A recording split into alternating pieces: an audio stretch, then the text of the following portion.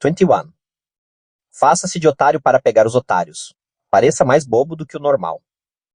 Julgamento. Ninguém gosta de se sentir mais idiota do que o outro. O truque, portanto, é fazer com que suas vítimas se sintam espertas. E não só espertas, como também mais espertas do que você.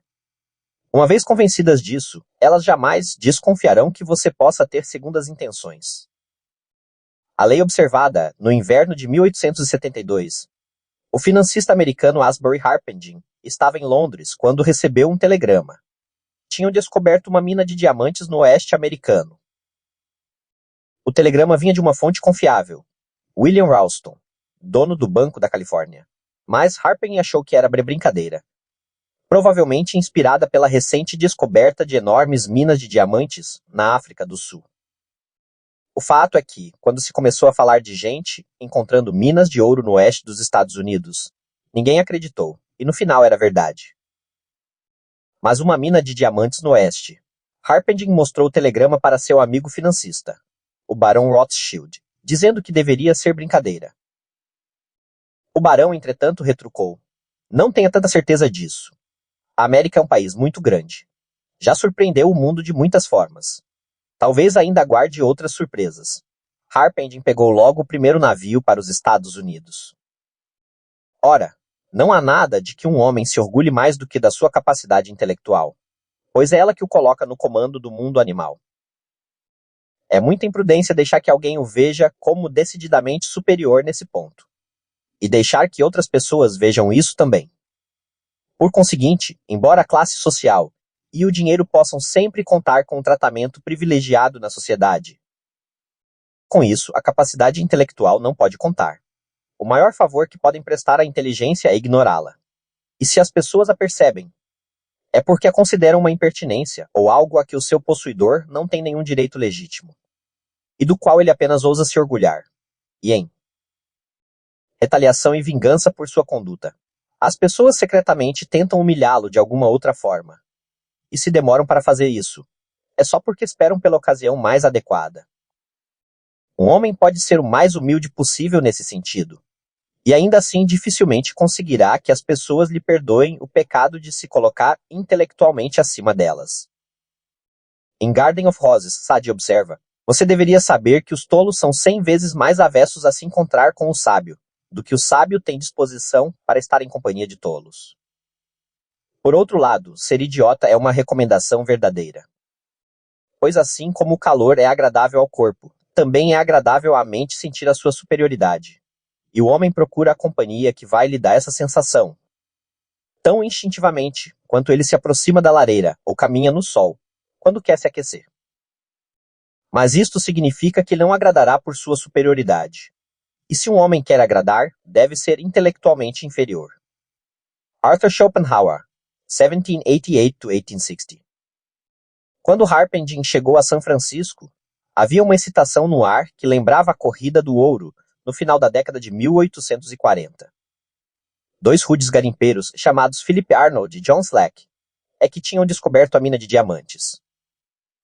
Não disseram onde exatamente, em Wyoming, mas tinham levado um técnico em Minas muito respeitado até lá algumas semanas antes, dando várias voltas para ele não adivinhar onde estava. Lá, o técnico assistiu aos dois mineradores tirarem da terra os diamantes. Retornando a São Francisco, o técnico mostrou as pedras a vários joalheiros, um dos quais as avaliou em $1,5 milhão de dólares. Harpending e Ralston então pediram a Arnold e Slack para acompanhá-los até Nova York, onde o joalheiro Charles Tiffany ia conferir essas primeiras estimativas. Os garimpeiros responderam constrangidos, farejavam uma armadilha. Será que podiam confiar nestes espertalhões da cidade?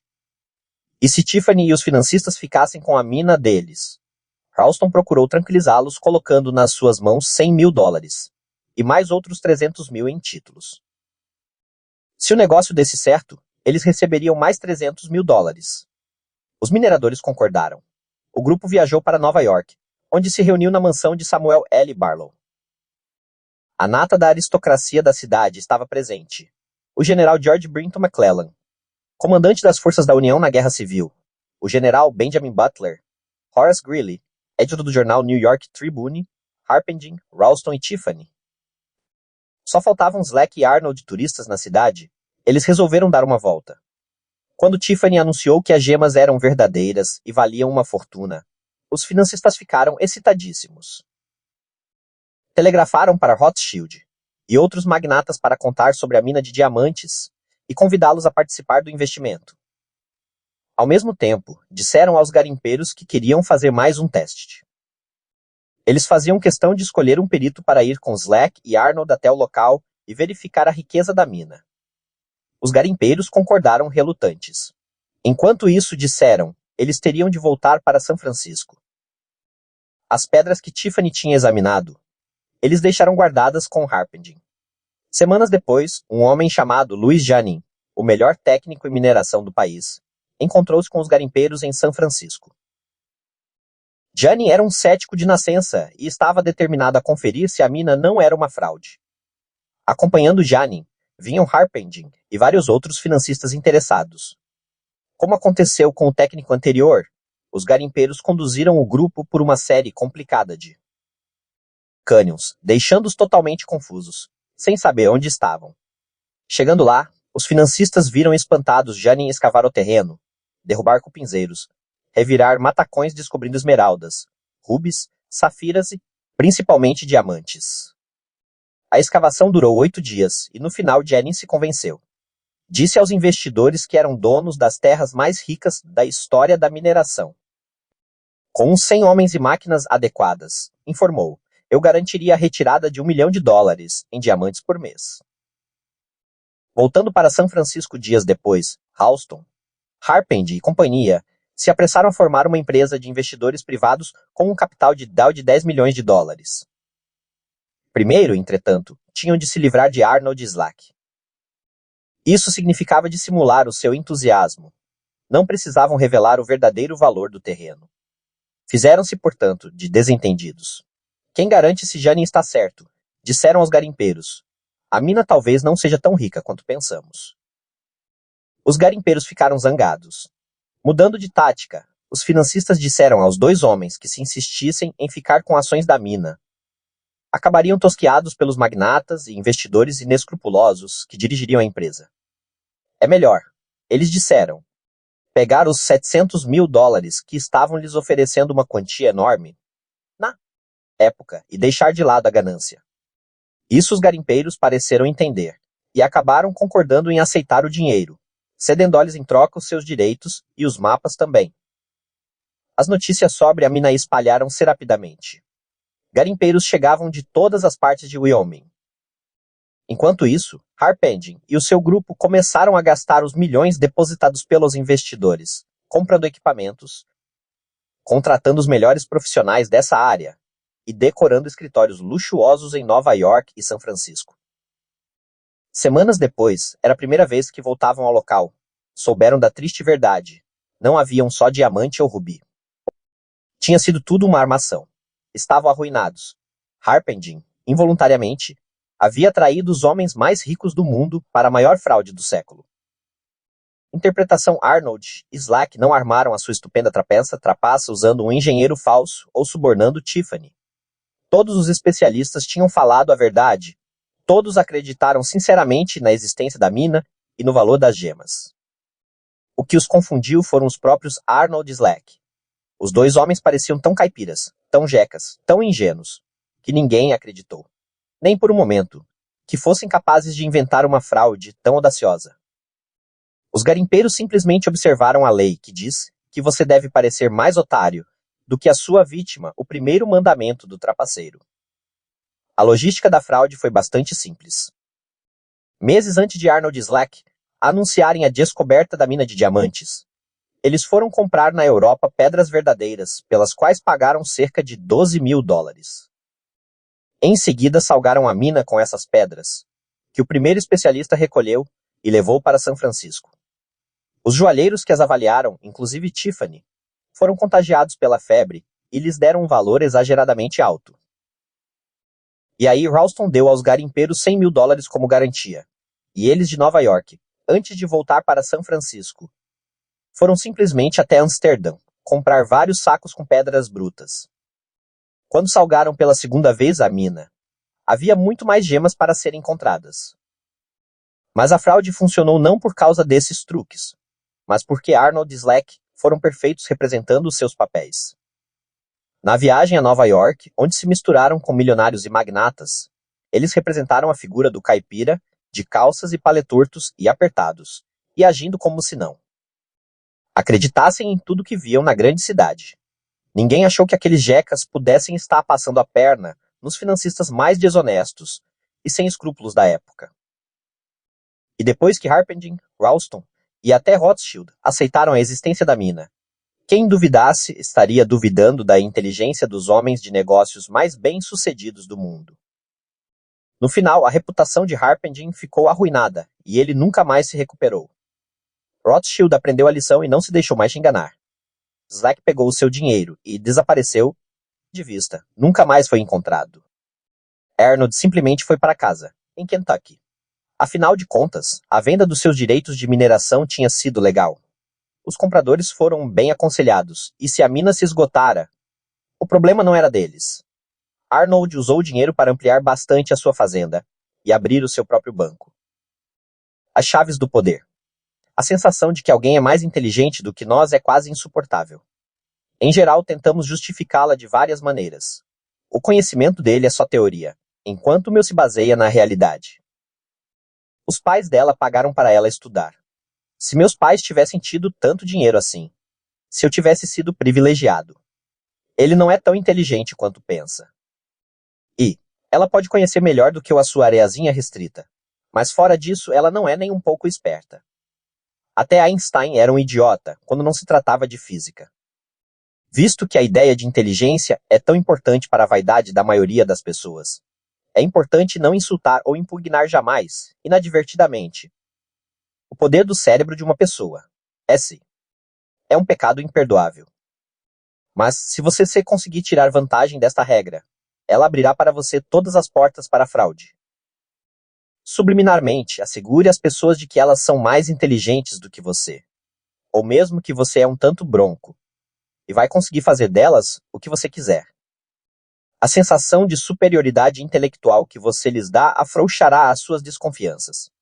Em 1865, o conselheiro prussiano Otto von Bismarck queria que a Áustria assinasse um determinado tratado. Esse tratado era totalmente a favor da Prússia e contra os interesses da Áustria, e Bismarck teria de lançar mão de estratégias para convencer os austríacos. Mas o negociador austríaco, Conde Blohm, era um ávido jogador de cartas. Seu jogo preferido era o 15, e ele costumava dizer que podia julgar o caráter de um homem pelo seu estilo de jogar. O prussiano mais tarde escreveria: "Foi a última vez que joguei 15. Fui tão imprudente que todos ficaram atônitos. Perdi vários thalers, mas consegui enganar, porque ele achou que eu era mais irresponsável do que sou na verdade recuou." Além de parecer afoito, Bismarck também se fez de ignorante e tolo, dizendo coisas absurdas e se pavoneando com um excesso de energia nervosa. Tudo isso fez Blohm achar que ele tinha informações valiosas. Ele sabia que Bismarck era agressivo. O prussiano já tinha essa fama, e o modo como jogava confirmava isso. E homens agressivos, Blohm sabia, podem ser tolos e imprudentes. Por conseguinte, na hora de assinar o tratado, Blohm achou que estava levando vantagem. Um tolo afoito como Bismarck, ele pensou, é incapaz de calcular e enganar a sangue frio.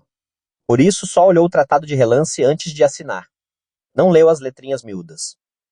Assim que a tinta secou, um alegre Bismarck exclamou na sua cara: "Ora, pensei que eu não fosse encontrar um diplomata austríaco disposto a assinar esse documento." Os chineses têm um ditado: vestir a máscara do porco para matar o tigre. É uma referência a uma antiga técnica de caça em que o caçador se cobre com a pele e o focinho de um porco e sai grunhindo. O poderoso tigre pensa que um porco vem chegando. Deixa-o se aproximar, saboreando a perspectiva de uma refeição fácil. Mas é o caçador quem ri por último. Mascarar-se de porco funciona muito bem com quem, como os tigres, é muito arrogante e seguro de si. Quanto mais eles acham que é fácil apanhar você, mais facilmente você vira à mesa. Este truque também é útil se você for ambicioso, mas ocupa uma posição inferior na hierarquia. Aparentar ser menos inteligente do que é, até meio tolo, é o disfarce perfeito. Pareça um porco inofensivo, e ninguém acreditará que tem ambições perigosas. Podem até promovê-lo, pois você parece tão agradável e subserviente. Cláudio, antes de se tornar imperador de Roma, e o príncipe da França que mais tarde se tornou Luís XIII usavam esta tática, quando seus superiores desconfiavam de que tinham pretensões ao trono. Bancando os tolos quando jovens, eles foram deixados em paz. Quando chegou a hora de atacar e agir com vigor e decisão, eles apanharam todos desprevenidos. A inteligência é a qualidade óbvia para ser minimizada. Mas por que parar por aí? Gosto e sofisticação estão no mesmo nível da inteligência na escala das vaidades. Faça as pessoas se sentirem mais sofisticadas do que você, e elas baixarão a guarda. Como Arnold e Slack sabiam, um ar de total ingenuidade funciona às mil maravilhas. Aqueles elegantes financistas estavam rindo pelas suas costas, mas no final, quem riu por último? Deixe sempre as pessoas acreditarem que são mais espertas e mais sofisticadas do que você. Elas os manterão por perto, porque você as faz se sentir melhor. E quanto mais você ficar por perto, mais chances terá de enganá-las. Imagem, o gambá. Fingindo-se de morto, o gambá se faz de idiota. Muitos predadores o deixaram em paz por isso. Quem acreditaria que uma criaturinha tão feia, burra e nervosa, seria capaz de tamanha fraude? Autoridade. Saiba usar a burrice. O homem sábio usa esta carta. Às vezes, há momentos em que a maior sabedoria é parecer não saber nada. Você não precisa ser ignorante. Basta ser capaz de fingir que é. Não é muito bom ser sábio entre tolos e lúcido no meio de lunáticos. Quem se faz de tolo não é tolo. A melhor maneira de ser bem recebido por todos é fingindo ser um grande idiota. O inverso raramente vale a pena revelar a verdadeira natureza da sua inteligência. Você deve criar o hábito de minimizá-la sempre. Se as pessoas inadvertidamente ficarem sabendo da verdade que você é mesmo mais esperto do que parece, vão admirá-lo ainda mais por ser discreto e não ficar se exibindo. No início da sua ascensão, é claro, você não pode bancar o idiota. É bom deixar que seus chefes saibam, sutilmente, que você é mais esperto do que os seus concorrentes. À medida que você for subindo, entretanto, tente brilhar menos. Existe, no entanto, uma situação em que vale a pena fazer o contrário. Quando você pode encobrir uma trapaça demonstrando inteligência. Quando se trata de esperteza, como na maioria das coisas, o importante são as aparências. Se você parece ter autoridade e conhecimento, as pessoas acreditarão no que você diz. Isto pode servir para livrá-lo de uma enrascada. Certa vez, o Marchand Joseph Duvin estava numa festa em Nova York, na casa de um magnata a quem acabara de vender um quadro de Dürer por um preço altíssimo. Um dos convidados era um jovem crítico de arte francês que parecia extremamente culto e seguro de si. Querendo impressioná-lo, a filha do magnata lhe mostrou Dürer, que ainda não estava pendurado na parede. O crítico estudou alguns minutos, depois disse: "Sabe, não acho que isto seja um Dürer." Ele seguiu a jovem, quando ela foi correndo contar para o pai. "Sabe, meu jovem, que pelo menos uns 20 especialistas em arte aqui e na Europa foram constados também e disseram que o quadro não é autêntico. E agora você cometeu o mesmo engano." O seu tom confiante e o ar de autoridade intimidaram o francês, que se desculpou pelo erro. Duvin sabia que o mercado de arte estava inundado de fraudes e que muitos quadros tinham sido falsamente atribuídos a antigos. Mestas, ele fazia o possível para distinguir o verdadeiro do falso, mas no afã de vender uma obra, com frequência exagerava a sua autenticidade. O importante para ele era que o comprador acreditasse que tinha comprado um Dürer, e que o próprio Duvin convencesse todos da sua perícia, com seu ar de impecável autoridade. Por isso, é importante ser capaz de bancar o professor, quando necessário, e não impor aos outros essa atitude à toa.